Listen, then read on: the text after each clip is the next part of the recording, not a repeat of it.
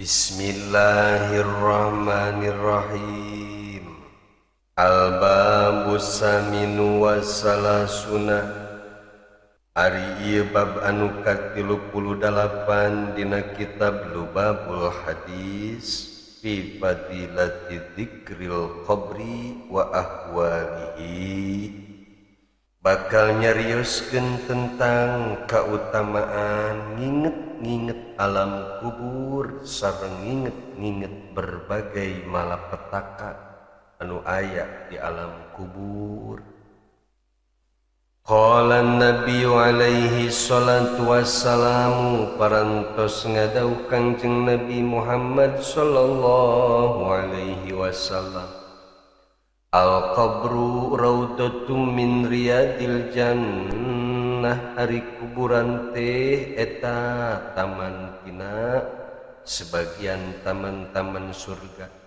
Au hufratun min hufarin nari, atawa liang tina sebagian liang-liang neraka.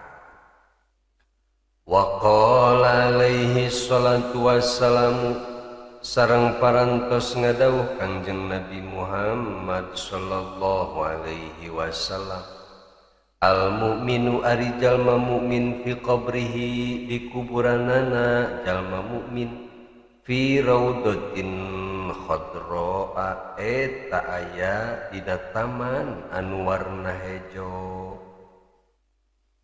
Wa yuwassa'u lahu fi qabrihi sab'ina dhira'an, sareng bakal diluaskeun eta jalma mukmin di jero kuburna sab'ina dhira'an 70 dhira'. Satu dhira' teh ulama benten-benten pendapat, ngan kebanyakan berpendapat kirang langkung 48 cm.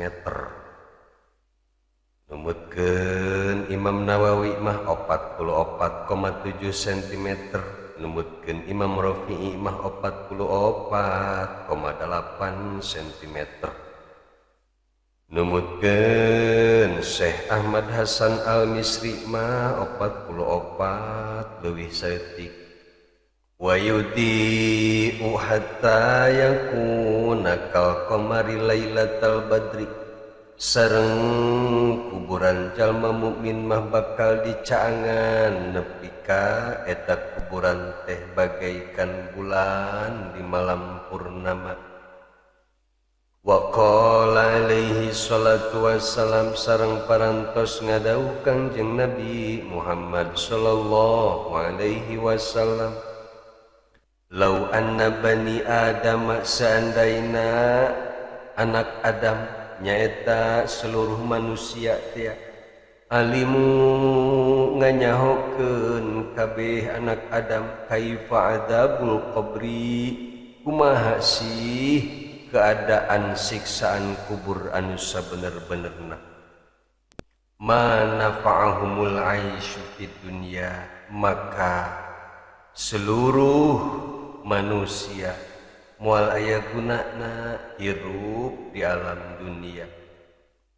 Fata'udu kusabab kitu araranjeun kudu nyuhunkeun perlindungan billahi ka Allah al-karimi anu maha mulia, min adzabil qabril wahimi, tina siksaan kubur anu nyusahkeun. Ya Allah, ya Rabb, seandaina siksaan kubur ditembongkeun ka urang kabehan, pasti urang kabehan moal hayang dahar-dahar acan dikeun teh, moal sempet update status, moal sempet selfie acan dikeun teh, saking kusieun sieuna ningali siksaan kubur. Wa qala alaihi salatu wassalamu, sareng parantos ngadauh Kangjeng Nabi Muhammad sallallahu alaihi wasallam, ma min abdin yamurru bi qabri rajulin, Tepati-pati aya seorang jalma, seorang hamba anu ngaliwat ka kuburan hiji jalma. Kana ya'rifuhu fid dunya, anu keur baheulana wauh waktu keur di duniana. Fayusallimu alaihi, terus eta jalma nu ngaliwat ka kuburan teh anu dikenali teh ngucapkeun salam. Illa arafahu, kecuali pasti mayit anu di jero kubur teh bakal wauheun ka urang.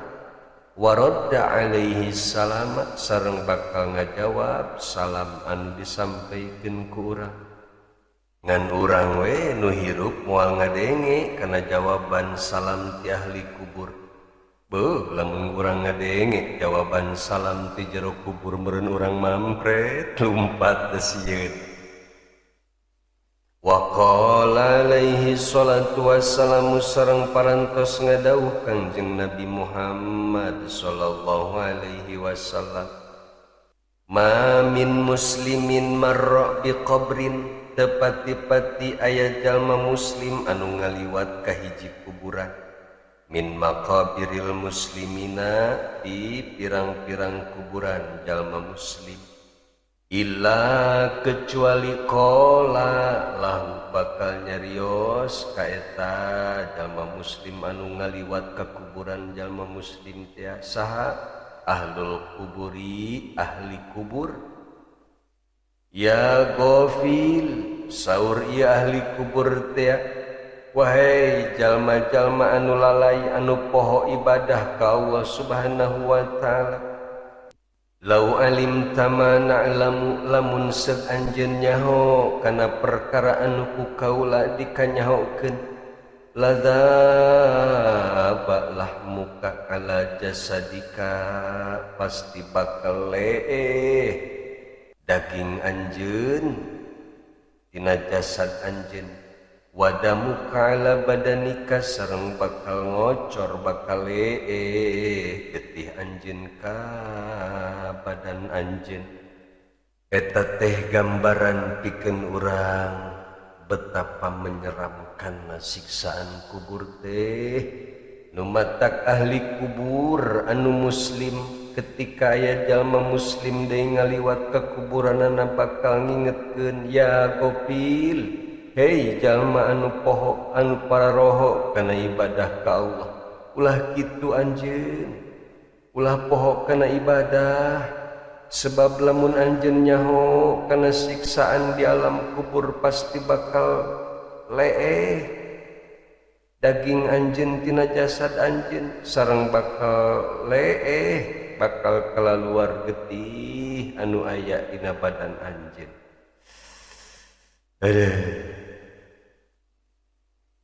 Wa qala alaihi salatu wassalamu, sareng parantos ngadawuh Kangjeng Nabi Muhammad sallallahu alaihi wasallam, innal abdal mu'mina, sanyanyana ketika hamba anu mukmin anu beriman, idza wudi'a fil qabri, ketika disimpen di kuburanana, wa uqida sareng didiukeun di jero kubur, wa qala ahluhu, terus nyararios keluargana eta mayit anu mukmin, wa aqribauhu, sareng kerabat-kerabatna oge nyararios, wa ahibbauhu, sareng jalma-jalma anu mika cinta ka eta mayit jalma mukmin teh, wa abnauhu, nya kitu deui anak-anakna oge bakal ngararomo,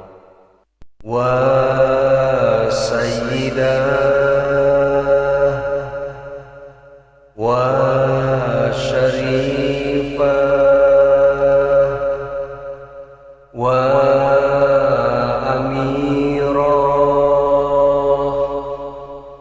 etalah jeritan jalma-jalma anu ditinggalkeun maut, dimimiti keluarga, termasuk anak, termasuk kerabat oge, jalma-jalma anu dipika cinta nak bakal sing jarerit kusabab ditinggalkeun maut.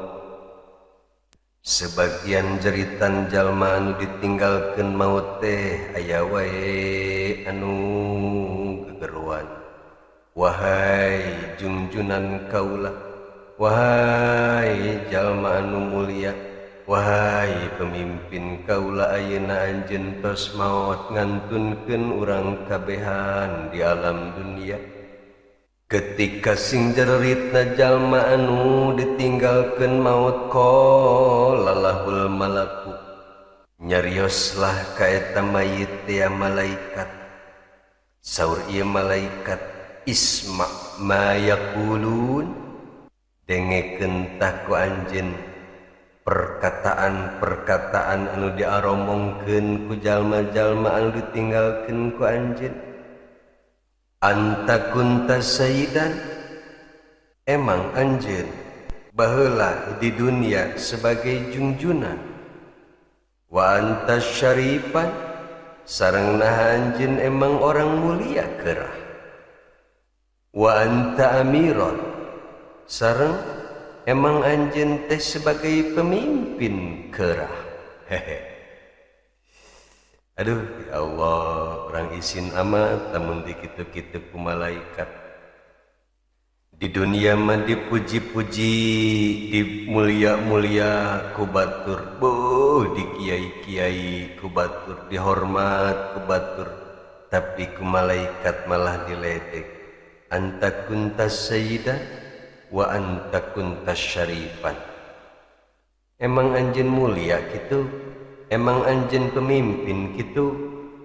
Qalal mayyitu, maka ngajawab ieu mayit anu dipuji-puji teh, ya laitahum lam yakunu,